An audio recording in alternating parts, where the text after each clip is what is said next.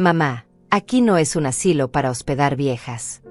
Esas fueron las palabras exactas que salieron de la boca de mi hijo Marcelo cuando toqué la puerta de su casa después del incendio. Yo tenía las cenizas de mi hogar todavía pegadas en la ropa, el olor a humo impregnado en mi cabello gris, y las lágrimas secas marcando surcos en mis mejillas arrugadas. Había perdido todo en una sola noche. Todo menos la esperanza de que mi propio hijo me tendería la mano. Me equivoqué.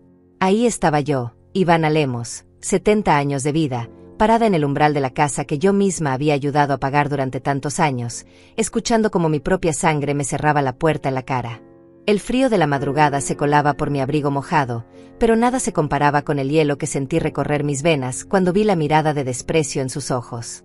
Los mismos ojos que una vez me miraron con amor incondicional cuando era un niño. ¿Qué dijiste?, le pregunté, porque mi mente se negaba a procesar lo que acababa de escuchar. Marcelo suspiró con fastidio, como si yo fuera una molestia más en su día perfecto. Ya me escuchaste, mamá. Aquí no hay espacio para ti. Busca otro lugar donde quedarte. Otro lugar. Como si fuera tan fácil. Como si a los 70 años una pudiera simplemente tocar puertas y encontrar refugio. Como si no hubiera gastado los últimos 9 años de mi vida pagando sus deudas, sus préstamos, sus errores financieros. $85,000. Esa cifra resonaba en mi cabeza como un martillo golpeando metal. $85,000 que salieron de mi pensión, de mis ahorros, de los pequeños trabajos que conseguía limpiando casas ajenas para poder mantener a flote los sueños rotos de mi hijo. El incendio había comenzado a las 3 de la mañana. Desperté con el olor acre del humo llenando mis pulmones y el sonido aterrador de las llamas devorando todo lo que había construido en 60 años de trabajo honesto. Mi casa de 2 habitaciones, modesta pero mía, se convertía en cenizas mientras yo corría en camisón por la calle, gritando por ayuda. Los bomberos llegaron cuando ya era demasiado tarde para salvar algo más que mi vida. Perdí las fotografías de cuando Marcelo era pequeño. Perdí las cartas de amor que su padre me escribía antes de morir. Perdí los certificados de mis trabajos, mis documentos, mi ropa, mis medicinas. Todo se desvaneció en humo negro mientras yo temblaba envuelta en una manta que me dio una vecina desconocida. Lo único que me quedaba era la certeza de que mi hijo me recibiría con los brazos abiertos. Después de todo, yo había sido su salvación económica durante casi una década. ¡Qué ingenua fui! Marcelo, es tu madre, le dije con voz quebrada, señalando mi estado deplorable. Perdí todo en el incendio. Solo necesito un lugar donde quedarme hasta que pueda reorganizarme. Él miró por encima de mi hombro, como si esperara que alguien más apareciera. Su esposa se asomó desde la cocina, nos miró a ambos y desapareció sin decir palabra. Ni siquiera tuvo la decencia de saludarme. Mira, mamá, dijo Marcelo con esa voz que usaba cuando quería sonar razonable, pero sus palabras eran puro veneno. Nosotros tenemos nuestras propias responsabilidades. Los niños necesitan su espacio, mi esposa está estresada con el trabajo, y francamente, ya no podemos seguir dependiendo de tu ayuda económica como antes. ¿Dependiendo de mi ayuda? Mi sangre hirvió. Durante 9 años había vaciado mi cuenta bancaria para cubrir sus gastos. Cuando perdió el trabajo por tercera vez, yo pagué su renta durante 6 meses. Cuando su auto se descompuso, yo saqué un préstamo que todavía estaba pagando para comprarle uno usado. Cuando su hija mayor necesitó uniforme escolar y útiles, adivinen quién abrió su monedero sin chistar. $85,000 no aparecen de la nada. Cada centavo representaba horas extra limpiando oficinas, vendiendo comida casera a la esquina, cuidando niños ajenos mientras el mío construía su vida perfecta. Cada billete que le di salió de renunciar a mis propios gustos, de usar ropa de segunda mano, de comer frijoles y arroz durante semanas para poder enviarle dinero cuando me llamaba llorando por sus deudas. No estoy pidiendo que dependan de mí, le respondí, tratando de mantener la dignidad que me quedaba. Estoy pidiendo que me ayudes porque soy tu madre y acabo de perder mi hogar. Marcelo se encogió de hombros con una frialdad que me partió el alma. Lo siento, mamá, pero cada quien debe resolver sus propios problemas. Ya eres una mujer grande, deberías tener tus cosas en orden. Mis cosas en orden. Como si no hubiera gastado mis últimos años poniendo en orden las suyas. Esa noche dormí en un refugio para personas sin hogar. 70 años de vida honesta y terminé en un catre prestado, rodeada de extraños que al menos tuvieron la humanidad de ofrecerme una taza de café caliente y unas palabras amables. Algo que mi propio hijo no pudo darme. Mientras miraba el techo agrietado de aquel lugar, tomé una decisión que cambiaría todo para siempre. Esa primera noche en el refugio, mientras escuchaba los ronquidos de extraños a mi alrededor, mi mente viajó hacia atrás en el tiempo. Cerré los ojos y pude sentir nuevamente el aroma dulce del cabello de Marcelo cuando tenía 5 años y se quedaba dormido en mi regazo después de que le leyera sus cuentos favoritos. Sus deditos pequeños siempre buscaban mi mano, aferrándose a ella como si fuera su único refugio en el mundo. «Mami, cuando sea grande voy a comprarte una casa enorme», me susurraba con esa voz de niño llena de sueños imposibles. «Y vamos a tener un jardín con flores de todos los colores, y tú nunca más vas a tener que trabajar tan duro». Yo le acariciaba su cabecita oscura y le creía cada palabra, porque en sus ojos infantiles veía amor puro, sincero, incondicional. ¿Dónde se fue ese niño que me prometía el mundo? Recordé cuando tenía 8 años y se enfermó de neumonía. Pasé noches enteras despierta, midiendo su temperatura cada hora, llevándolo cargado al hospital cuando la fiebre no bajaba. Trabajaba de día limpiando casas y de noche cuidándolo, durmiendo apenas 2 o 3 horas entre turnos. Su padre había muerto cuando Marcelo tenía 3 años, así que éramos solo él y yo contra el mundo. «No te vayas, mami», me decía con voz ronca cuando la fiebre lo deliraba. «Prométeme que nunca te vas a ir». Le tomaba su manita ardiente entre las mías y le juraba que siempre estaría ahí para él, que nada ni nadie podría separarme de mi hijo. Qué ironía que ahora fuera él quien se alejara de mí. Durante sus años de adolescencia fui su cómplice y su refugio. Cuando reprobó matemáticas en segundo de secundaria, yo pagué clases particulares que costaban la mitad de mi sueldo mensual. Cuando se enamoró por primera vez y la chica lo rechazó, lloró en mis brazos durante horas mientras yo le preparaba su chocolate caliente favorito y le aseguraba que encontraría a alguien que lo valorara. «Eres la mejor mamá del mundo», me decía entonces, abrazándome fuerte. «No sé qué haría sin ti». Yo guardaba esas palabras en mi corazón como tesoros, pensando que nada podría romper el vínculo que habíamos construido juntos a través de tantos años de lucha y sacrificio. El primer préstamo que saqué por él fue cuando cumplió 25 años. Había conseguido un trabajo en una empresa de construcción, pero necesitaba dinero para comprar herramientas y ropa adecuada. «Es una inversión en mi futuro», mamá me explicó con esa sonrisa encantadora que heredó de su padre. «Te lo voy a devolver con intereses. Ya verás». $5,000 que saqué de mis ahorros para el retiro, confiando en que mi hijo cumpliera su palabra. Nunca me devolvió ni un centavo. Pero eso fue solo el comienzo. A los 28 perdió ese trabajo por llegar tarde constantemente, y necesitaba dinero para la renta mientras conseguía otro. $8,000 más que salieron de mi cuenta. A los 30 se casó y necesitaba dinero para la luna de miel. A los 32 nació su primera hija y los gastos médicos no estaban cubiertos completamente por su seguro. A los 35 perdió otro trabajo y necesitaba dinero para mantener a su familia. Siempre había una razón. Siempre había una emergencia. Siempre había una promesa de que esta sería la última vez. «Mamá, sabes que odio pedirte dinero», me decía cada vez que llamaba con esa voz suplicante que me derretía el corazón. «Pero no tengo a quién más recurrir. Eres la única persona en quien confío completamente». Y yo, como la tonta enamorada de su papel de madre salvadora, abría mi monedero una y otra vez.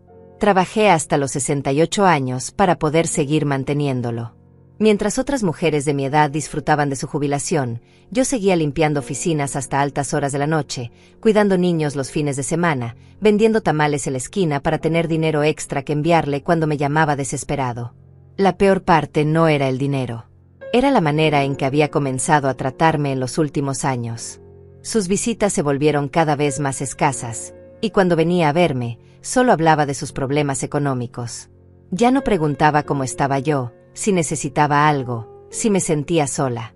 Llegaba directo al grano. «Mamá, necesito que me ayudes con esto», o «Mamá, se me presentó esta oportunidad pero me falta dinero».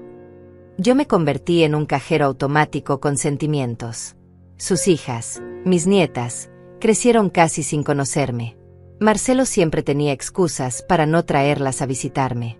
«Están muy ocupadas con la escuela», o «Mi esposa dice que tu casa está muy lejos», o «Ya sabes cómo son los niños, prefieren quedarse en casa». Pero yo sabía la verdad.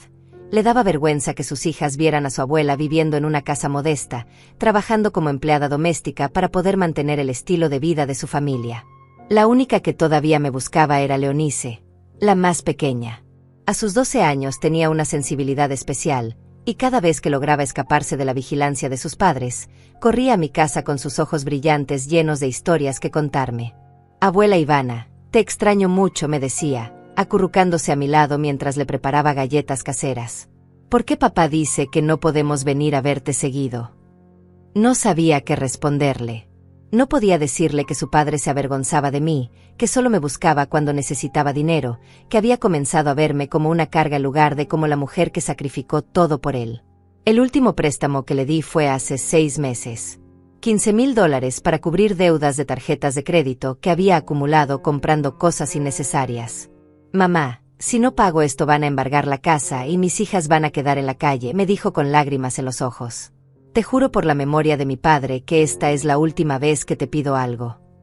Saqué el dinero de mi fondo de emergencia, el último dinero que me quedaba después de tantos años de dar y dar sin recibir nada a cambio. Se lo entregué con una sonrisa, creyendo ingenuamente que esta vez sería diferente, que finalmente valoraría mi sacrificio. 2 semanas después vi en sus redes sociales las fotos de las vacaciones familiares que se fueron a tomar a la playa. Vacaciones pagadas con mi dinero, mientras yo comía sopa de sobre para ahorrar en gastos. Ahora, acostada en este catre del refugio, con el olor a desinfectante llenando mis fosas nasales y el sonido de la lluvia golpeando las ventanas sucias, entendí finalmente la verdad que había estado negando durante años. Mi hijo no me amaba. Me necesitaba, sí, pero solo como fuente de dinero. Me toleraba, pero solo mientras yo siguiera siendo útil para él. Y cuando el incendio me quitó todo y ya no tuve nada que darle, mostró su verdadera cara. «Aquí no es un asilo para hospedar viejas». Esas palabras seguían resonando en mi cabeza como campanadas de funeral. Pero algo estaba cambiando dentro de mí. Una furia silenciosa, una determinación que no había sentido en décadas, comenzaba a crecer en mi pecho como una semilla que finalmente encuentra la luz después de años enterrada en la oscuridad. Mañana tomaría la decisión más importante de mi vida. Al amanecer del segundo día en el refugio, me senté en la orilla de mi catre y saqué la libreta pequeña que siempre llevaba en mi bolso. Por suerte, había logrado salvarla del incendio junto con mi identificación y algunos documentos importantes. Con manos temblorosas, comencé a escribir una lista que jamás pensé que tendría que hacer, todo el dinero que le había dado a Marcelo durante estos 9 años. Enero de 2016, $5,000 para herramientas de trabajo. Marzo de 2016, $3,000 para el depósito del apartamento. Julio de 2016, $2,500 para reparar su auto. Diciembre de 2016, $4,000 para los regalos de Navidad de sus hijas. Y así, mes tras mes, año tras año, una interminable lista de cifras que representaban mi vida entera. Cuando terminé de escribir, el total me quitó el aliento, $85,400 exactos. Casi $90,000 que salieron de mis manos arrugadas para ir directamente a los bolsillos de un hombre que ahora me veía como un estorbo. Dinero que representaba años de levantarme a las 5 de la mañana para limpiar oficinas, de vender comida en la calle bajo el sol abrasador, de negarme pequeños gustos para poder mantener a flote los caprichos de mi hijo. «Buenos días, doña Ivana». La voz suave de la trabajadora social del refugio me sacó de mis pensamientos amargos. Se llamaba Patricia y tenía una sonrisa genuina que me recordaba a la que yo solía tener antes de que la vida me enseñara a ser más cautelosa con mi bondad. «¿Cómo durmió anoche?». «¿Cómo se puede dormir cuando tu propio hijo te cierra la puerta en la cara?», respondí con una honestidad que me sorprendió a mí misma. Patricia se sentó a mi lado en el catre, respetando mi espacio pero ofreciéndome su presencia como consuelo. «Cuénteme qué pasó, si se siente cómoda haciéndolo». Y por primera vez en años, alguien me escuchó de verdad.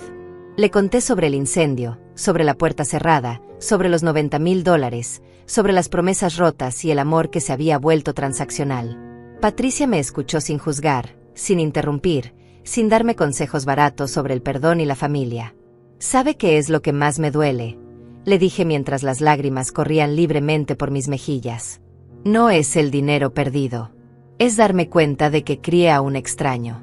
El niño que dormía en mi pecho y me prometía cuidarme cuando fuera grande murió en algún momento, y no me di cuenta de cuándo». Patricia me tendió un pañuelo y esperó a que me calmara antes de hablar. Doña Ivana, lo que usted vivió se llama abuso financiero familiar. Es más común de lo que la gente piensa, especialmente con hijos adultos que ven a sus padres mayores como fuentes de dinero en lugar de como personas que merecen respeto y cuidado. Abuso financiero familiar. Nunca había escuchado ese término, pero describía perfectamente lo que había estado viviendo durante casi una década.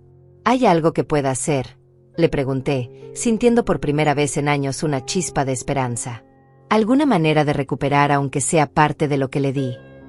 Legalmente, es complicado si los préstamos no están documentados, me explicó Patricia con gentileza. Pero hay otras opciones. Lo más importante ahora es que usted tome control de su situación financiera. Él tiene acceso a sus cuentas bancarias. Mi sangre se heló. Sí, admití con vergüenza. Le di acceso hace 3 años, cuando tuve una cirugía menor y necesitaba que alguien manejara mis gastos médicos. Nunca se lo quité. Patricia me miró con preocupación. Doña Ivana, necesitamos cambiar eso inmediatamente. Hoy mismo. Esa tarde fuimos juntas al banco. Patricia me acompañó como apoyo moral mientras yo cerraba las cuentas conjuntas y abría nuevas solo a mi nombre. El empleado bancario, un joven amable llamado Jaime, revisó mis movimientos de los últimos años con cara de asombro. Señora Lemos, veo aquí transferencias muy grandes y frecuentes. ¿Está segura de que todas fueron autorizadas por usted? Le expliqué la situación sin entrar en detalles dolorosos. Jaime me miró con una mezcla de compasión y respeto que no había visto en mucho tiempo. Mi abuela pasó por algo similar con uno de mis tíos, me dijo en voz baja. Lo importante es que usted está tomando control ahora. Eso requiere mucho valor. Valor. Hacía tanto tiempo que nadie me decía que tenía valor. Cuando salimos del banco, me sentía diferente. Más ligera, como si hubiera dejado una carga pesada en esa oficina fría y moderna. ¿Cómo se siente?, me preguntó Patricia mientras caminábamos de regreso al refugio. Asustada, admití. Pero también, libre. Esa noche, mientras cenaba la sopa aguada que servían en el refugio, mi teléfono comenzó a sonar. Era Marcelo. Miré la pantalla iluminada durante largos segundos antes de decidir contestar. Bueno, dije con una voz que no reconocí como mía, más firme de lo que había sonado en años. Mamá, necesito hablar contigo. Su voz sonaba diferente, menos segura. Intenté hacer una transferencia de tu cuenta para pagar la mensualidad del auto y me salió error. ¿Sabes qué pasó?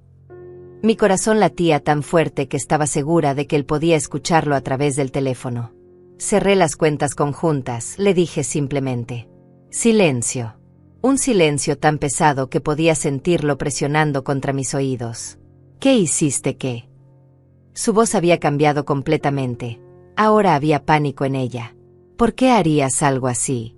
Mamá, yo necesito ese dinero para... Para nada, lo interrumpí con una firmeza que me sorprendió. Ya no voy a darte más dinero, Marcelo. Se acabó.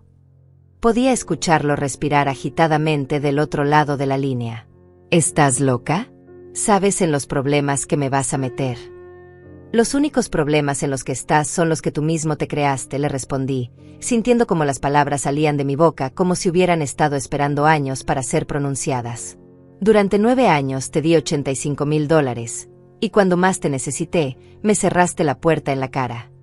Mamá, lo del otro día. Yo estaba estresado, no pensé bien las cosas. Ven a casa, podemos arreglar esto. Su voz había adquirido ese tono meloso que solía usar cuando quería manipularme. Pero ya no funcionaba. Ya no podía tocar las cuerdas de mi corazón como antes. No, Marcelo. Esta vez no. Me dijiste que aquí no era un asilo para hospedar viejas, ¿recuerdas? Pues tienes razón. No lo es. Pero tampoco soy tu cajero automático personal. Colgué el teléfono antes de que pudiera responder, y por primera vez en años, no me sentí culpable por poner límites. El teléfono no paró de sonar durante las siguientes 3 horas. Marcelo, su esposa, incluso números desconocidos que probablemente eran sus amigos tratando de convencerme de que cambiara de opinión. Después de la 10ª llamada, decidí apagar el teléfono completamente. Necesitaba silencio para pensar, para procesar esta nueva versión de mí misma que estaba emergiendo de las cenizas de mi casa quemada. Esa noche escribí en mi libreta las primeras palabras que no tenían que ver con dinero o sacrificio. Merezco más que esto. Merezco un hijo que me ame por quien soy, no por lo que puedo darle. Merezco vivir mis últimos años con dignidad. Las escribí con letra temblorosa pero decidida, como si estuviera firmando un contrato conmigo misma. Un pacto de amor propio que había tardado 70 años en escribir. Al día siguiente, cuando encendí el teléfono, tenía 74 mensajes sin leer. Todos de Marcelo y su círculo cercano, todos con el mismo tema, que reconsiderara mi decisión, que pensara en la familia, que no fuera tan drástica. Pero también había un mensaje diferente, de un número que no reconocí de inmediato. Abuela Ivana, soy Leonice. Papá no sabe que te estoy escribiendo. ¿Estás bien? Te extraño mucho. Por primera vez en días, sonreí. El mensaje de Leonice me llegó al alma como un rayo de luz en medio de la tormenta más oscura de mi vida. Mi nieta de 12 años, la única que todavía me buscaba con amor genuino, había encontrado la manera de contactarme a pesar de las prohibiciones de su padre. Le respondí inmediatamente. Estoy bien, mi niña hermosa. Te amo mucho. ¿Cómo conseguiste mi número? Su respuesta llegó minutos después. Lo tengo guardado desde hace tiempo. Papá está muy enojado, dice cosas feas de ti. Pero yo sé que eres la mejor abuela del mundo. ¿Es verdad que tu casa se quemó? Le confirmé lo del incendio, pero le aseguré que estaba a salvo y que pronto tendría un lugar mejor donde vivir.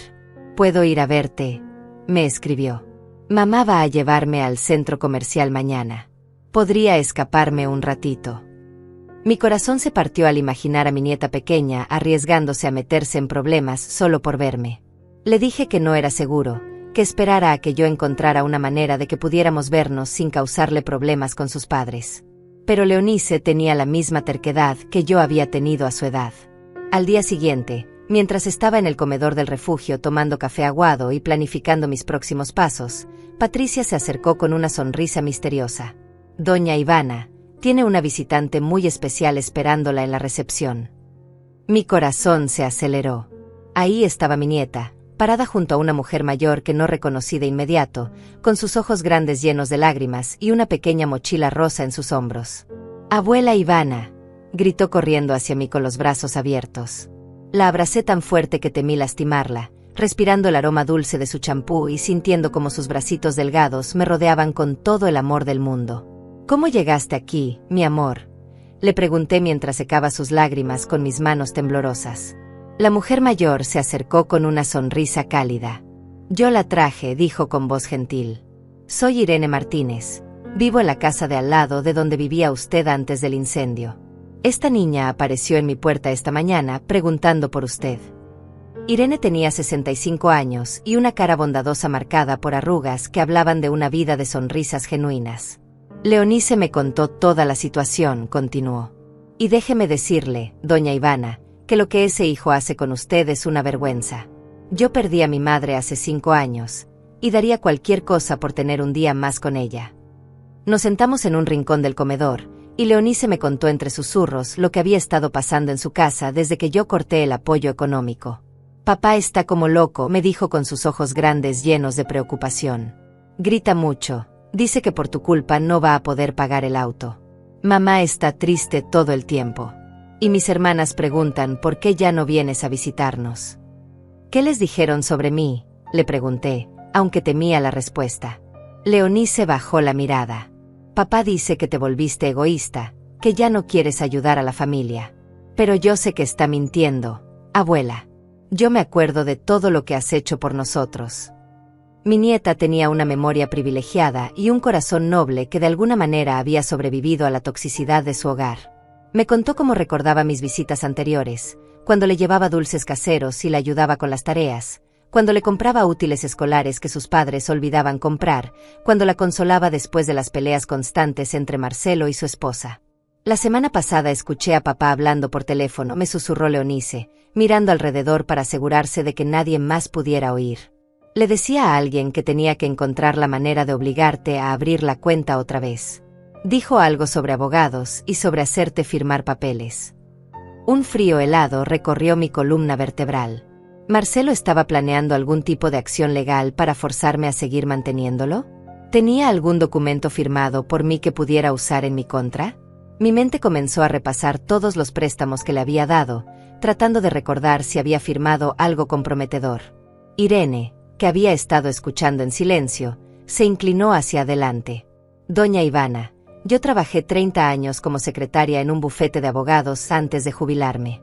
Si me permite darle un consejo, debería consultar con un abogado especializado en derecho de familia. Hay leyes que protegen a los adultos mayores contra el abuso financiero. No tengo dinero para pagar un abogado, admití con vergüenza. Pero Irene sonrió con sabiduría. Mi ex jefe, el licenciado Tadeo Gallás, maneja casos pro bono para adultos mayores en situación vulnerable. Es un hombre bueno, y estoy segura de que le ayudaría si yo le explico su situación. Leonice sacó de su mochila una bolsita de plástico llena de billetes arrugados y monedas. Abuela, esto es para ti, me dijo con solemnidad. Es todo el dinero que he estado ahorrando de mi domingo. Son $240. Mis ojos se llenaron de lágrimas al ver a mi nieta de 12 años tratando de cuidar de mí cuando debería ser al revés. No puedo aceptar tu dinero, mi amor, le dije, pero ella insistió con esa terquedad heredada. Tú siempre me dabas dinero cuando lo necesitaba. Ahora me toca a mí ayudarte. La abracé fuertemente, maravillada por la generosidad de este pequeño ser humano que había crecido en medio de la avaricia de sus padres y había logrado mantener un corazón puro. Irene nos interrumpió suavemente. Leonice, cariño, ya pasó mucho tiempo. Tus padres van a darse cuenta de que no estás en el centro comercial. Mi nieta asintió con tristeza, pero antes de irse me dio un papel doblado. Es mi número de teléfono de la escuela, me explicó. Puedes mandarme mensajes ahí. Nadie más lo sabe. Después de que Leonice se fue con Irene, me quedé sola con el papel en mis manos y una determinación renovada ardiendo en mi pecho. Mi nieta me había recordado por qué valía la pena luchar. No solo por mí, sino por ella, para mostrarle que las mujeres no tenemos que aguantar maltratos solo porque vienen de la familia. Esa tarde llamé al licenciado Tadeo Gallás. Era un hombre mayor con voz pausada pero firme, que me escuchó contar mi historia sin interrumpir. Señora Lemos, me dijo cuando terminé, lo que me describe constituye abuso financiero de adulto mayor, y hay varias acciones legales que podemos tomar. Pero antes de hablar de demandas, ¿ha considerado simplemente cortar toda comunicación con su hijo hasta que él demuestre que puede tratarla con respeto? ¿Contacto cero?, pregunté, porque nunca había escuchado ese término. Exactamente. Significa no responder llamadas, no contestar mensajes, no permitir ningún tipo de manipulación emocional hasta que la otra persona demuestre cambios reales en su comportamiento. Es una herramienta poderosa para romper patrones de abuso. El licenciado me explicó que podía enviar una carta legal a Marcelo estableciendo claramente que no volvería a proporcionarle apoyo financiero y que cualquier intento de presionarme o manipularme resultaría en acciones legales. También podemos redactar un documento legal estableciendo que todos los préstamos anteriores se consideran regalos, para protegerla de cualquier demanda futura. Por primera vez en semanas, sentí que tenía un plan. No era solo una víctima reaccionando al dolor, era una mujer tomando control de su vida. ¿Cuánto costaría todo esto?, le pregunté, pensando en los pocos ahorros que me quedaban después de cerrar las cuentas conjuntas. Para usted, nada, respondió el licenciado Gallás con gentileza. Irene me contó su historia, y casos como el suyo son exactamente la razón por la que dedico parte de mi tiempo a trabajo pro bono. Los hijos que abusan financieramente de sus padres mayores me dan asco, y me da mucho gusto poder ayudarla a defenderse. Esa noche, mientras escribía en mi libreta los eventos del día, anoté una nueva frase que había estado formándose en mi mente. No vine a vengarme. Vine a recuperar lo que me pertenece, mi dignidad, mi paz, y el respeto que merezco como madre y como mujer. Al día siguiente recibiría noticias que cambiarían todo para siempre. Las noticias llegaron de la manera más inesperada. Estaba desayunando en el refugio cuando Patricia se acercó con una expresión que mezclaba sorpresa y alegría. Doña Ivana, tiene una llamada muy importante. Es del seguro de su casa. Mi corazón se aceleró mientras caminaba hacia el teléfono de la oficina, preparándome para más malas noticias sobre documentos perdidos o coberturas insuficientes. Señora Lemos, dijo la voz profesional del otro lado de la línea, tengo excelentes noticias. Después de revisar su póliza y el informe de los bomberos, hemos aprobado su reclamo por la cantidad total de $68,000. El cheque será emitido esta semana. Casi se me cayó el teléfono de las manos. $68,000. Era más dinero del que había tenido junto en toda mi vida. ¿Estás seguro?, pregunté con voz temblorosa. ¿No hay ningún problema? Ninguna letra pequeña. El agente se rió con amabilidad. Completamente seguro, señora. Usted mantuvo sus pagos al día durante más de 20 años, y el incendio fue claramente accidental. Es un proceso estándar. Cuando colgué, me quedé parada en esa oficina pequeña y gris, sintiendo como todo mi mundo cambiaba en un instante. Ya no era una mujer sin hogar dependiendo de la caridad.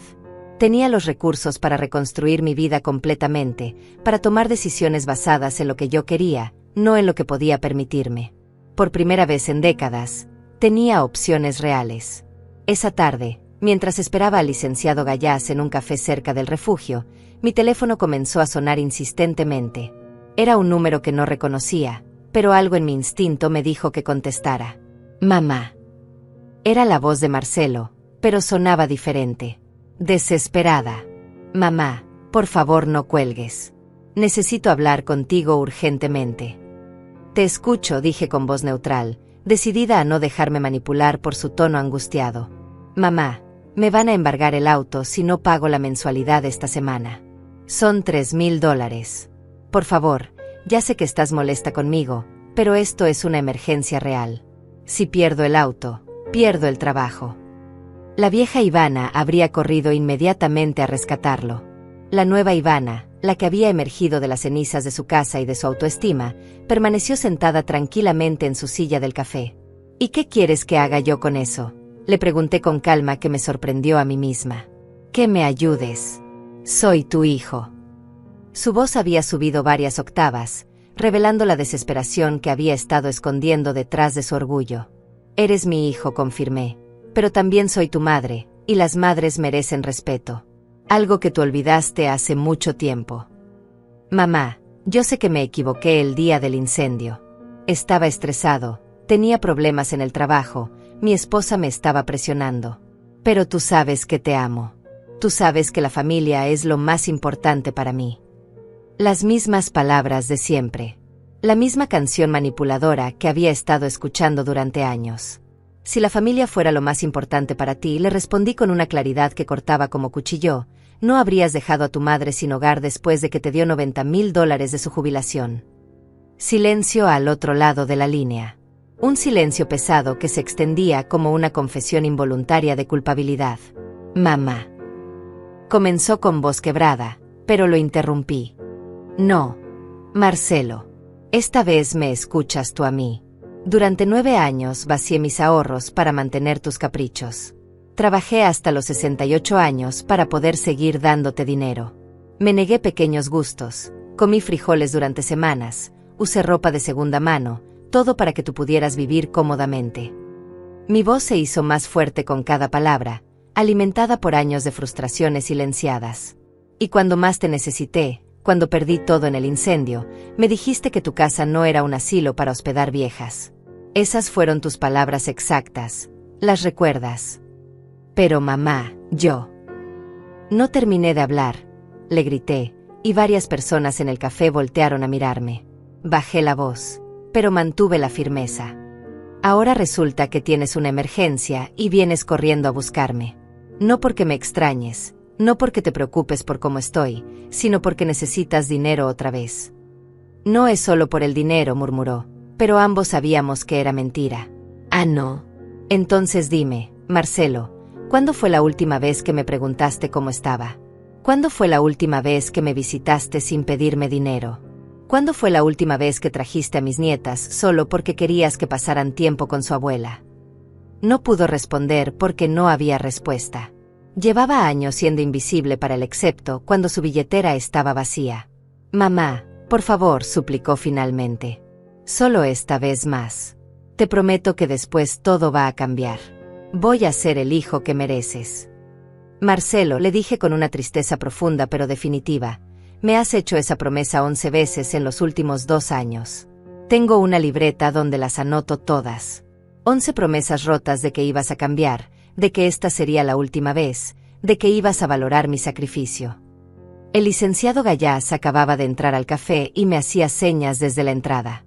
Me tengo que ir, le dije a Marcelo. Pero antes de colgar, quiero que sepas algo. Conseguí el dinero del seguro de la casa. $68,000. Dinero suficiente para empezar una vida nueva, para vivir mis últimos años con dignidad. Podía escuchar cómo se le cortaba la respiración del otro lado. ¿68,000? Preguntó con una avaricia que no pudo ocultar. Mamá, eso es maravilloso. Con esa cantidad podríamos resolver todos mis problemas y tú podrías venir a vivir con nosotros. Podríamos ser una familia otra vez. No, Marcelo. Ese dinero es para mí, para mi nueva vida, para mi paz.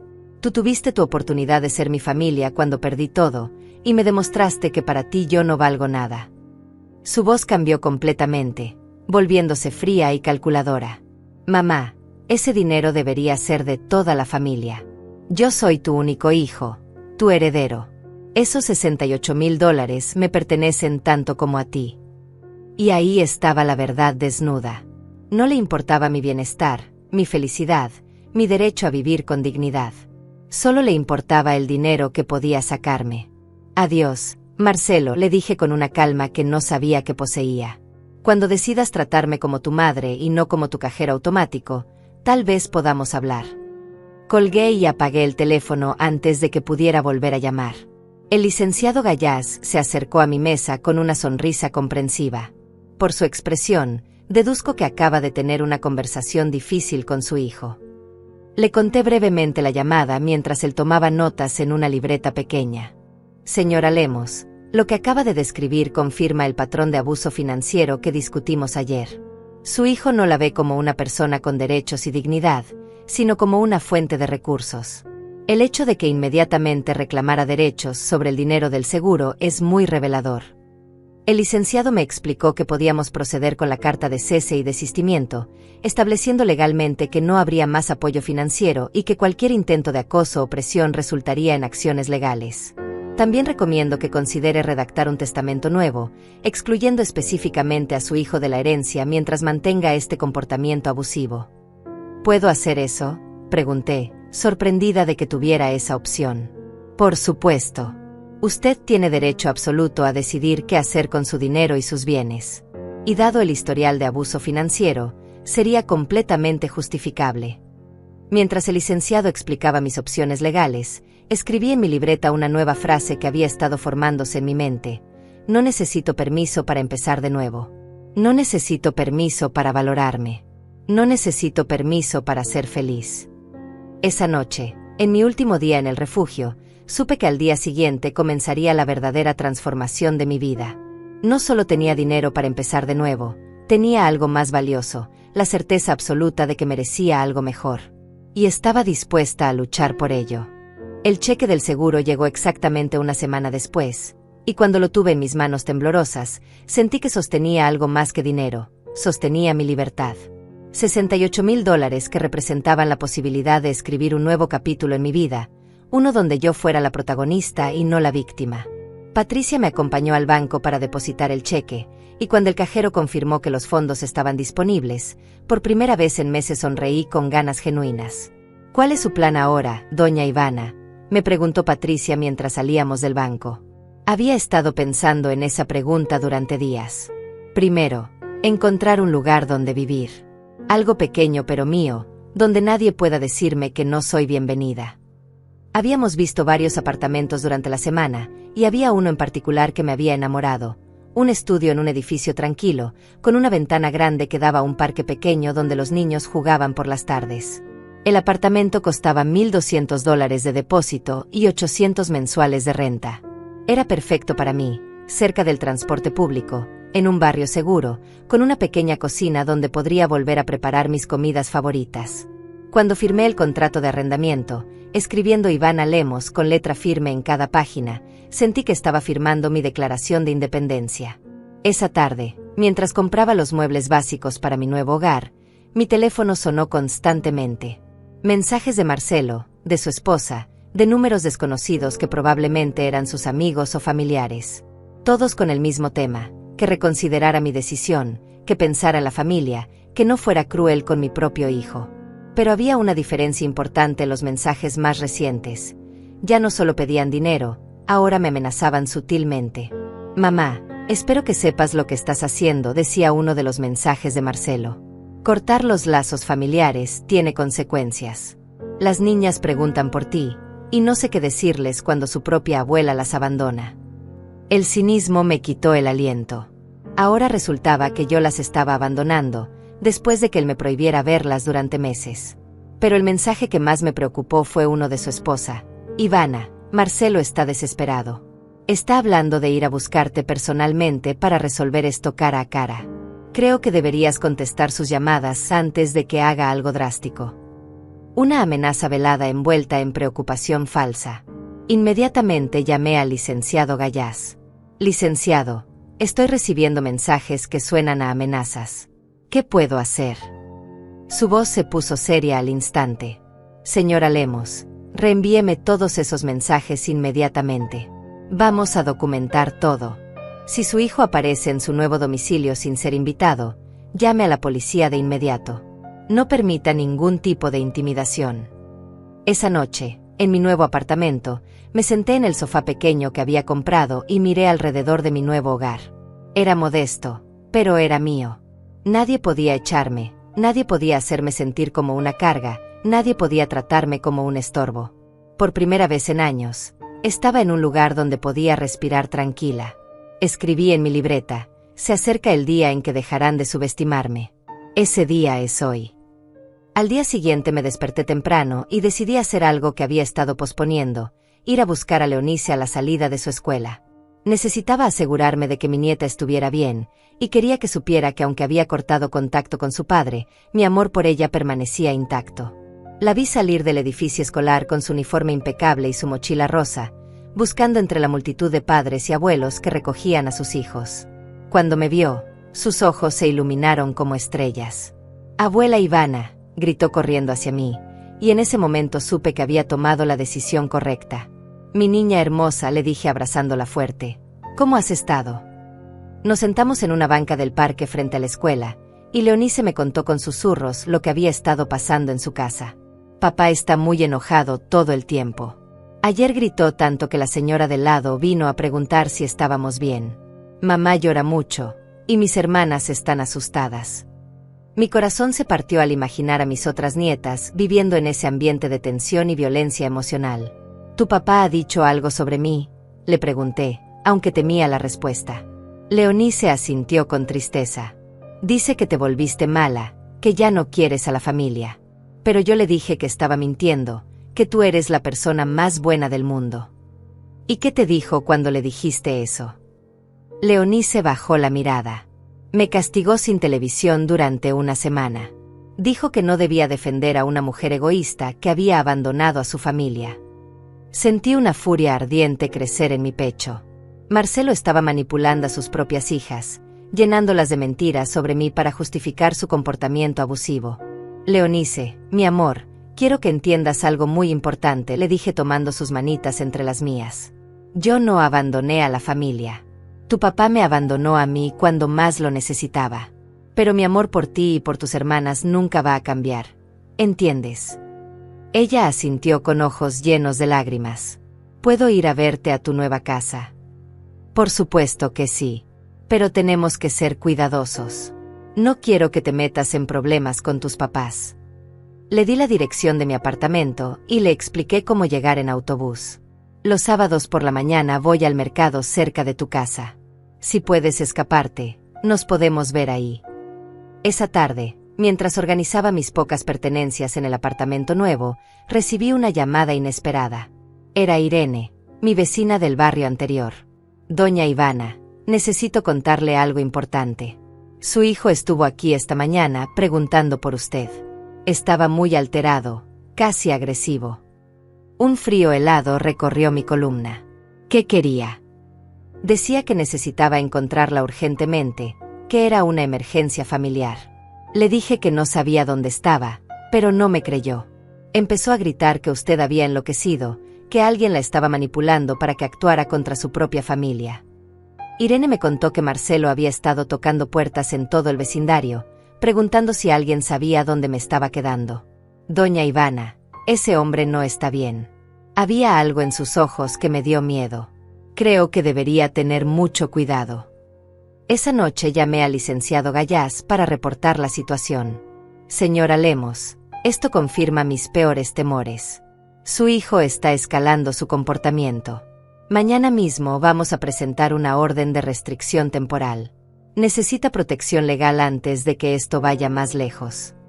Mientras escribía en mi libreta los eventos del día, anoté una nueva frase que resumía perfectamente mi situación. No me voy por cobardía. Me voy porque entendí que ya no tengo que quedarme donde no soy querida. Pero también escribí algo más, algo que me llenaba de determinación férrea. Y si cree que me va a intimidar para que regrese a ser su cajero automático, se equivoca completamente. Esta vez, la que tiene el poder soy yo. Al día siguiente descubriría hasta dónde estaba dispuesto a llegar Marcelo para recuperar su fuente de dinero. Y yo descubriría hasta dónde estaba dispuesta a llegar para proteger mi nueva vida. La batalla final estaba a punto de comenzar. El enfrentamiento llegó exactamente como Irene había predicho. Era martes por la mañana, apenas las 7:30, cuando escuché golpes furiosos en la puerta de mi apartamento. Golpes que no pedían permiso, que exigían atención inmediata. Mi corazón se aceleró porque reconocí inmediatamente el patrón. Golpes cortos, insistentes, llenos de ira mal contenida. Era Marcelo. Mamá, abre esta puerta ahora mismo. Su voz atravesaba la madera como una daga, cargada de una autoridad que creía tener sobre mí. Sé que estás ahí. Tenemos que hablar. Me quedé paralizada por un momento, sintiendo como el miedo ancestral de una madre ante la ira de su hijo me recorría las venas. Pero entonces recordé las palabras del licenciado Gallás. No le debía nada a nadie, y mucho menos acceso a mi hogar y mi paz. Marcelo, vete de aquí, le dije con voz firme pero sin abrir la puerta. No tienes derecho a venir a mi casa sin ser invitado. Los golpes se intensificaron, ahora acompañados de patadas que hacían temblar el marco. No me digas qué derechos tengo. Soy tu hijo. Mi herencia está en esa cuenta bancaria y no vas a robarme lo que me pertenece. Ahí estaba la verdad desnuda otra vez. No había venido a pedirme perdón, a tratar de reconstruir nuestra relación, a mostrarme que había cambiado. Había venido a reclamar dinero que consideraba suyo por derecho de sangre. Con manos temblorosas, marqué el número de emergencias mientras él seguía golpeando la puerta como un animal rabioso. Necesito ayuda, le dije al operador. Mi hijo está en la puerta de mi apartamento amenazándome y tratando de entrar por la fuerza. Mientras esperaba a la policía, Marcelo había cambiado de táctica. Su voz ahora sonaba quebrada, manipuladoramente vulnerable. Mamá, por favor, solo abre la puerta. Vamos a hablar como civilizados. Sé que te lastimé, pero puedo cambiar. Solo necesito una oportunidad más. Era la misma canción de siempre, pero esta vez no me llegaba al corazón. Había aprendido a distinguir entre arrepentimiento genuino y manipulación desesperada. Marcelo, si realmente quisieras hablar civilizadamente, habrías llamado para pedirme una cita. No habrías venido a golpear mi puerta como un delincuente. Su máscara se cayó inmediatamente. No soy un delincuente. Soy tu hijo y tengo derecho a hablar contigo. Estás actuando como una loca, mamá. Alguien te está llenando la cabeza de ideas raras. Cuando llegó la policía, encontraron a Marcelo sentado en las escaleras del edificio, fingiendo calma pero con los nudillos ensangrentados de tanto golpear mi puerta. Les expliqué la situación brevemente. Mi hijo había estado abusando financieramente de mí durante años. Lo había cortado económicamente después de que me echara de su casa durante una emergencia, y ahora estaba acosándome para que le diera dinero. El oficial más joven, de apellido Duarte según su placa, me escuchó con atención profesional mientras su compañero hablaba con Marcelo en el pasillo. Señora, ¿tiene usted algún documento que respalde lo que me está contando? Saqué mi libreta donde había estado documentando todo, junto con copias de los mensajes amenazantes que había estado recibiendo. Mi abogado ya está preparando una orden de restricción, le expliqué al oficial Duarte. Pero mi hijo ha escalado su comportamiento. Temo por mi seguridad. El oficial asintió gravemente. Vamos a hacer un reporte completo. Mientras tanto, voy a advertirle que si vuelve a acercarse a usted sin permiso, será arrestado inmediatamente. Desde el pasillo pude escuchar la voz de Marcelo, ahora suplicante, dirigiéndose al otro oficial. Oficial, mi madre está enferma. Alguien la está manipulando para que actúe contra su propia familia. Yo solo quiero ayudarla, pero ella no me deja acercarme. Sentí náuseas al escuchar cómo tergiversaba la realidad, cómo se pintaba como el hijo preocupado y me retrataba como la madre mentalmente inestable. Cuando el oficial Duarte regresó a mi apartamento, me tranquilizó con información que no esperaba. Señora Lemos, su hijo tiene antecedentes por deudas impagas y un reporte previo por acoso a un prestamista. Su historia no es tan convincente como él cree. Esta revelación me dejó helada.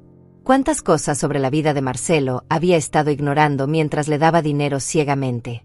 Después de que la policía se fue, llevándose a Marcelo con una advertencia formal de no contacto, me quedé sentada en mi sofá temblando no de miedo, sino de una ira purificadora que había estado conteniendo durante años. Llamé inmediatamente al licenciado Gallás para reportar el incidente. Perfecto, me dijo con satisfacción profesional. Esto acelera todo. Con el reporte policial, puedo tener la orden de restricción lista para mañana. Y señora Lemos, quiero que sepa que lo que hizo hoy requirió mucho valor. Muchas madres en su situación habrían abierto la puerta por culpa o por miedo. Esa tarde, mientras compraba provisiones para mi apartamento, me encontré con una sorpresa inesperada en el supermercado. Era María Ortiz, una compañera de trabajo de mis días limpiando oficinas, a quien no veía desde mi jubilación. Ivana, ¿qué haces por este barrio?, me preguntó con una sonrisa genuine que me recordó por qué había sido una de mis pocas amigas verdaderas. Le conté brevemente mi situación, el incendio, la nueva vivienda, la ruptura con Marcelo. María me escuchó con la sabiduría de una mujer que había criado 6 hijos y había visto de todo. Mija, me dijo cuando terminé, yo pasé por algo parecido con mi hijo mayor. Me pidió dinero prestado durante años hasta que mi esposo amenazó con divorciarse si seguía manteniéndolo. ¿Qué hiciste?, le pregunté, ansiosa por escuchar la experiencia de alguien que hubiera pasado por lo mismo. Lo que tú estás haciendo ahora. Le corté el dinero de tajo. Lloró, me amenazó, me chantajeó emocionalmente durante meses. Pero ¿sabes qué pasó? Al final se las arregló solito. Consiguió un trabajo estable, dejó de beber, se convirtió en un hombre responsable. Aunque claro, eso fue después de 2 años sin hablarme. María me invitó a tomar café en su casa al día siguiente, y por primera vez en semanas sentí que tenía una amiga real, alguien que me entendía sin juzgarme. Ivana, lo que estás haciendo no es crueldad. Es amor firme.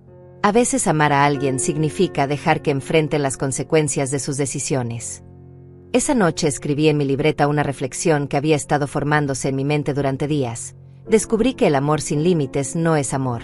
Es codependencia. El amor verdadero a veces dice no, a veces se aleja, a veces permite que el otro fracase para que pueda aprender a levantarse solo. También escribí algo más personal, algo que me llenaba de una fuerza que no sabía que poseía. Marcelo, hijo mío, durante 70 años de vida he aprendido que nadie puede quitarme mi dignidad sin mi permiso.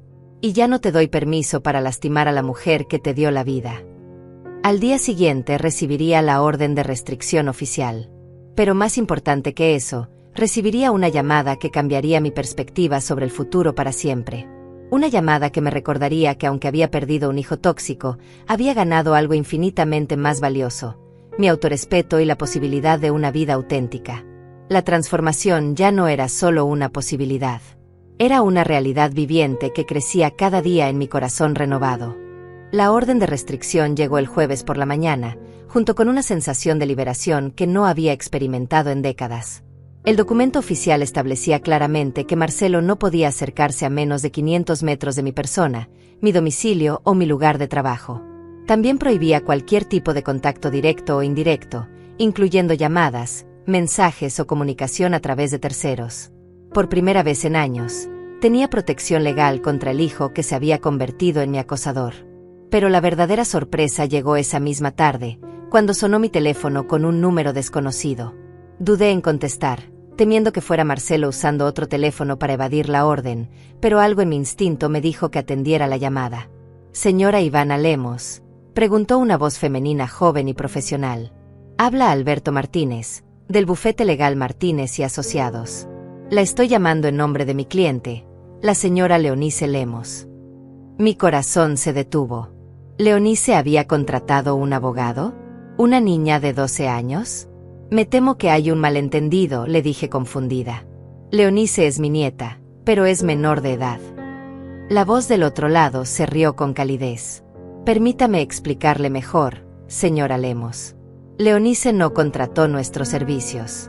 Ella vino a nuestras oficinas ayer por la tarde con una historia muy conmovedora sobre su abuela, y después de escucharla, mi socia y yo decidimos investigar su caso pro bono. La historia que me contó el licenciado Martínez me quitó el aliento.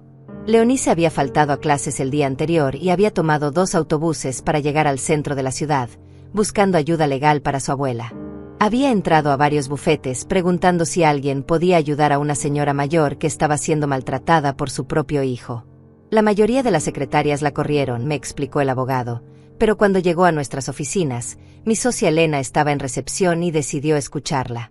Leonice le contó toda la historia, los préstamos, el incendio, el rechazo, la orden de restricción. Pero lo que más nos impactó fue cuando nos dijo: mi abuela me enseñó que las familias se cuidan entre ellas, pero mi papá se olvidó de esa lección. Yo no me voy a olvidar. Las lágrimas corrían por mis mejillas mientras escuchaba cómo mi nieta de 12 años había salido a luchar por mí cuando nadie más lo haría. ¿Qué tipo de ayuda pueden ofrecerme?, pregunté, aunque el solo hecho de saber que Leonice me había buscado ya era más de lo que había recibido de cualquier adulto en mi familia. Hemos revisado su caso con el licenciado Gallás, y creemos que tiene derecho a recuperar una parte significativa del dinero que le prestó a su hijo. Aunque los préstamos no estén documentados formalmente, tenemos evidencia de transferencias bancarias, testimonios de terceros, y un patrón claro de abuso financiero que podría ser penalmente punible.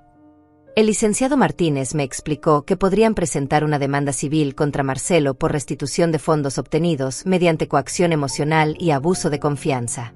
No le garantizo que recupere todo, pero basándonos en casos similares, podríamos obtener entre 30 y 40 mil dólares en compensación.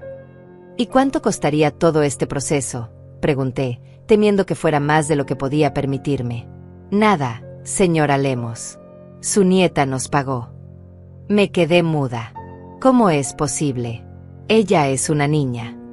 Leonice nos entregó todos sus ahorros, $240 que había estado guardando durante 2 años. Obviamente, rechazamos el dinero, pero su gesto nos conmovió tanto que mi socia y yo decidimos tomar su caso sin costo alguno. Esa tarde, Leonice apareció en mi apartamento con una sonrisa tímida y ojos brillantes de orgullo. ¿Te enteraste de lo que hice, abuela?, me preguntó mientras la abrazaba tan fuerte que temí lastimarla. Mi niña valiente, le susurré al oído. ¿Cómo se te ocurrió buscar abogados? En la televisión siempre salen anuncios de abogados que ayudan a la gente que fue lastimada, me explicó con la lógica simple de una niña sabia. Y yo sabía que papá te lastimó mucho, así que pensé que un abogado podría ayudarte. Su inocencia y determinación me partían el corazón de la manera más hermosa posible. Le conté sobre mi día, la orden de restricción, la llamada del bufete, las posibilidades legales que se estaban abriendo. Leonice me escuchaba con atención, asintiendo como una adulta pequeña que entendía mucho más de lo que cualquier niña debería entender sobre las complejidades familiares. Abuela, me dijo finalmente, ¿tú crees que papá va a cambiar algún día? La pregunta me golpeó como un puño en el estómago. Era la misma pregunta que yo me había estado haciendo durante años, la misma esperanza que había alimentado cada vez que le daba dinero pensando que esta vez sería diferente. No lo sé, mi amor, le respondí con honestidad. Pero lo que sí sé es que yo ya no puedo seguir esperando a que cambie. Tengo que cuidar de mí misma, y eso significa alejarme de las personas que me lastiman, aunque sean familia. Leonice asintió con una madurez que me rompía el corazón. ¿Significa que ya no vas a poder venir a las fiestas familiares?, me preguntó con voz pequeña. No por ahora, mi niña. Pero eso no significa que no te amo a ti y a tus hermanas. Significa que amo lo suficiente para no permitir que me sigan lastimando. Esa noche, después de que Leonice se fue, me senté a escribir en mi libreta una reflexión que había estado madurando en mi corazón durante semanas. El amor verdadero no es sacrificarse hasta desaparecer. El amor verdadero es respetarse lo suficiente para exigir ser tratado con dignidad. y enseñar con el ejemplo que nadie merece abuso, ni siquiera de la familia. También escribí algo dirigido directamente a Marcelo, aunque sabía que nunca lo leería. Hijo mío, me duele profundamente que hayamos llegado a esto.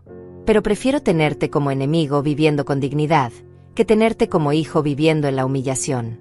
Espero que algún día entiendas que lo que estoy haciendo no es venganza. Es amor propio. Al día siguiente recibiría noticias que cerrarían definitivamente este capítulo de dolor y abrirían las puertas a una nueva vida que no había imaginado posible. Pero esa noche, mientras miraba por la ventana de mi apartamento hacia el parque donde los niños jugaban bajo las luces de la calle, supe que había tomado la decisión correcta. Había recuperado algo que creía perdido para siempre: mi poder personal. Y nadie, ni siquiera mi propio hijo, me lo volvería a quitar. La mujer que había salido de las cenizas de aquella casa quemada era completamente diferente a la que había entrado en ella. Era más fuerte, más sabia, y sobre todo, más libre. Y apenas estaba comenzando a descubrir de qué era capaz.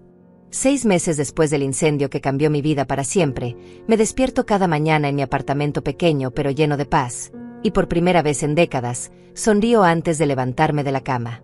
La demanda civil que presentaron los licenciados Martínez contra Marcelo prosperó más de lo que cualquiera esperaba. No solo recuperé $35,000 de los $85,000 que le había dado durante años, sino que el proceso legal reveló otras deudas que él había estado ocultando, incluyendo préstamos que había tomado usando mi nombre como referencia sin mi conocimiento. El juez que llevó el caso, una mujer mayor llamada magistrada Dirlen Duarte, me miró con una compasión que jamás olvidaré cuando dictó la sentencia. Señora Lemos, me dijo desde su estrado, lo que usted ha sufrido es desafortunadamente más común de lo que la sociedad quiere admitir. El abuso financiero de adultos mayores por parte de sus propios hijos es una epidemia silenciosa. Su valor al denunciarlo y defenderse no solo la beneficia a usted, sino que envía un mensaje importante a otros que están pasando por situaciones similares. Marcelo no apareció a la audiencia final. Su abogado informó que mi hijo había aceptado el acuerdo propuesto: pagar la restitución en cuotas mensuales durante 3 años, mantener la orden de restricción vigente y asistir a terapia psicológica obligatoria para tratar sus problemas de control e ira. Cuando escuché la sentencia, no sentí triunfo ni venganza. Sentí una tristeza profunda pero limpia, como cuando finalmente aceptas que alguien que amas está enfermo y necesita ayuda que tú no puedes darle. La relación con mis nietas se ha transformado de maneras que nunca imaginé posibles. Leonice viene a visitarme todos los sábados, y hemos desarrollado una complicidad hermosa que va más allá de los lazos de sangre. Ella me ayuda con las compras, yo la ayudo con las tareas, y juntas cocinamos recetas que mi madre me enseñó cuando yo tenía su edad. Abuela, me dijo el sábado pasado mientras amasábamos pan juntas, cuando sea grande quiero ser como tú, valiente y libre.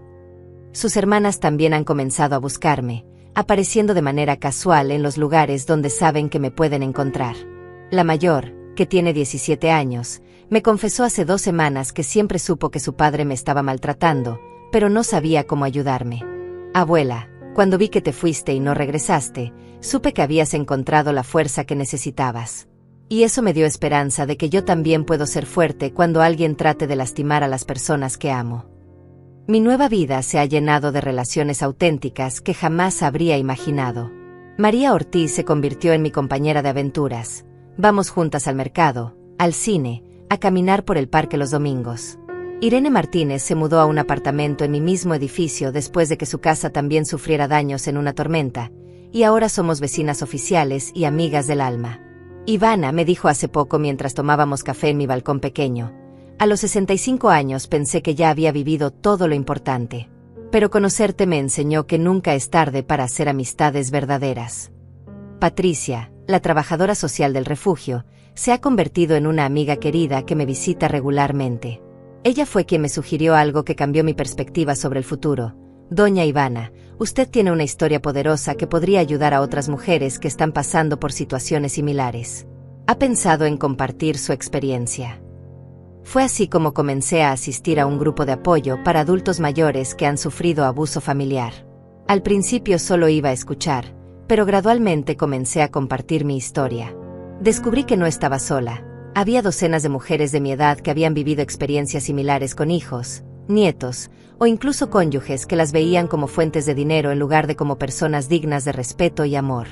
La primera vez que dije no, después de 40 años de decir sí a todo, les conté al grupo la semana pasada, pensé que me iba a morir del miedo.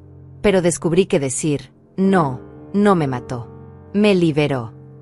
Varias mujeres lloraron cuando terminé de hablar, y después se acercaron para pedirme consejos sobre cómo comenzar sus propios procesos de liberación. El dinero del seguro y la restitución parcial de la demanda me han dado una seguridad económica que no había tenido en años. Pero más importante que eso, me han dado opciones. El mes pasado decidí hacer algo que había soñado durante décadas: tomar clases de pintura en el centro comunitario. Mis manos de 70 años, que trabajaron tanto limpiando casas ajenas, ahora crean belleza en pequeños lienzos que cuelgo en las paredes de mi apartamento. También comencé a hacer trabajo voluntario en el mismo refugio donde viví durante esos días difíciles. Ayudo a otras mujeres mayores que llegan asustadas y sin recursos, les cuento mi historia, les aseguro que es posible empezar de nuevo sin importar la edad. El secreto, les digo, no es encontrar la valentía. El secreto es descubrir que la valentía siempre estuvo ahí, esperando a que dejáramos de tener más miedo al cambio que al sufrimiento. Marcelo me envió una carta hace 3 meses, la primera comunicación directa en casi un año. Era breve, escrita a mano, sin las manipulaciones emocionales que caracterizaban nuestras conversaciones anteriores. Mamá, decía, estoy en terapia como ordenó el juez. Estoy comenzando a entender el daño que te causé. No te pido perdón porque sé que las palabras no borran años de maltrato. Solo quiero que sepas que estoy trabajando en convertirme en el hombre que tú merecías como hijo. Algún día, si tú quieres, me gustaría intentar reconstruir nuestra relación sobre bases completamente diferentes. Con respeto y sin condiciones. Te amo, Marcelo. Leí esa carta 5 veces antes de decidir qué hacer con ella. No la respondí inmediatamente, pero la guardé en mi libreta, entre las páginas donde había documentado mi transformación. Tal vez algún día, cuando él demuestre con acciones y no solo con palabras que realmente ha cambiado, podamos intentar construir una relación nueva. Pero será en mis términos, con mis límites, y solo si él demuestra que puede respetarme como la mujer independiente y digna que he llegado a ser. Esta mañana me desperté y miré mi reflejo en el espejo del baño. Vi arrugas que cuentan historias de 70 años de vida, cabello completamente gris que he decidido no teñir más porque me gusta cómo se ve bajo la luz del sol, y ojos que brillan con una paz que no tenían hace un año. Buenos días, Ivana, me dije a mi reflejo, como hago cada mañana. ¿Qué aventura vamos a vivir hoy?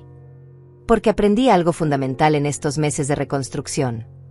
La vida no termina cuando tus hijos crecen, cuando tu casa se quema, cuando tu familia te decepciona, o cuando cumples 70 años. La vida comienza cada vez que decides que mereces algo mejor y tienes el valor de buscarlo. Escribí en mi libreta esta mañana una reflexión que resume todo lo que he aprendido. Al final, no es la pensión ni la casa ni el dinero lo que te define como persona. Es tu capacidad de levantarte una y otra vez, de poner límites cuando necesitas protegerte, de amar sin perderte a ti misma en el proceso. Es tu capacidad de empezar de nuevo cuantas veces sea necesario, porque mientras tengas vida en el cuerpo, tienes derecho a la felicidad. Mañana es sábado, y Leonice vendrá a visitarme. Vamos a hornear galletas, a reírnos, a planear nuestro próximo paseo al museo que acaba de abrir en el centro. Y mientras mis manos arrugadas mezclen la masa y mis ojos vean la sonrisa de mi nieta, sabré que tomé la decisión correcta. Porque al final, elegí amarme a mí misma tanto como había amado a otros. Y esa elección me devolvió la vida.